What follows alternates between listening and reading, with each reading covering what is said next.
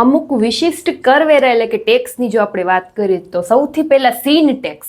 Scene tax એટલે શું? તો અમુક સીન જે ગુડ્સ છે, જેમ કે તમાકુ છે, ગુટકા છે, કે જે સ્વાસ્થ્ય માટે હાનિકારક છે, એવા સીન ગુડ્સ માટે સીન ટેક્સ છે લાદવામાં આવે છે. ત્યાર પછી ટોબિન ટેક્સ એટલે શું? ફોરેન કરન્સી એક્સચેન્જ ઉપર છે એ ટોબિન ટેક્સ છે લાદવામાં આવે છે.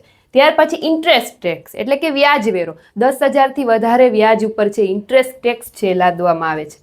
ત્યાર પછી સિક્યોરિટી ટ્રાન્ઝેક્શન ટેક્સ એટલે કે શેર છે, ડિબેન્ચર છે, ફંડ છે, એની લેવડ દેવડ માટે સિક્યોરિટી ટ્રાન્ઝેક્શન ટેક્સ છે લાદવામાં આવે છે.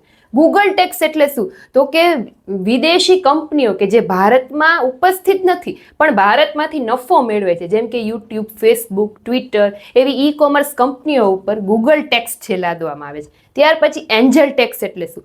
એન્જલ ટેક્સ એટલે શું? તો કે અમુક અનલિસ્ટેડ સરકાર દ્વારા શું હોય તો કે અમુક અનલિસ્ટેડ કંપનીઓ અથવા તો સ્ટાર્ટઅપ હોય એ લોકોએ જે એકત્ર કરેલું ભંડોળ હોય એના ઉપર જે ટેક્સ લાગવામાં આવે એને કહેવાય એન્જલ ટેક્સ. એન્જલ ટેક્સ છે 2012થી છે લાગુ પાડવામાં આવ્યો હતો. ત્યાર પછી વિન્ડફોલ ટેક્સ. વિન્ડફોલ ટેક્સ એટલે શું? તો કે અમુક કંપની કે ઉદ્યોગ હોય એને અમુક પરિસ્થિતિઓમાં તાત્કાલિક જ એકથી વધારે એટલે કે એક કરતાં વધારે મોટો નફો થઈ જાય. જેમ કે આપણે વાત કરીએ કે યુક્રેન કે રશિયાનું હમણાં જે યુદ્ધ થયું તો એમાં ક્રૂડ ઓઇલ કંપનીઓને છે ને અચાનક નફો થવા માંડ્યો, એટલે અચાનક એનો નફો વધી ગયો. તો એવી અચાનક પરિસ્થિતિમાં જ્યારે કોઈ કંપનીનો નફો વધે ને ત્યારે સરકાર છે ને એના ઉપર વિશેષ જે ટેક્સ લાદે છે તો એને કહેવાય વિન્ડફોલ ટેક્સ. તો આ હતા અમુક વિશિષ્ટ ટેક્સ.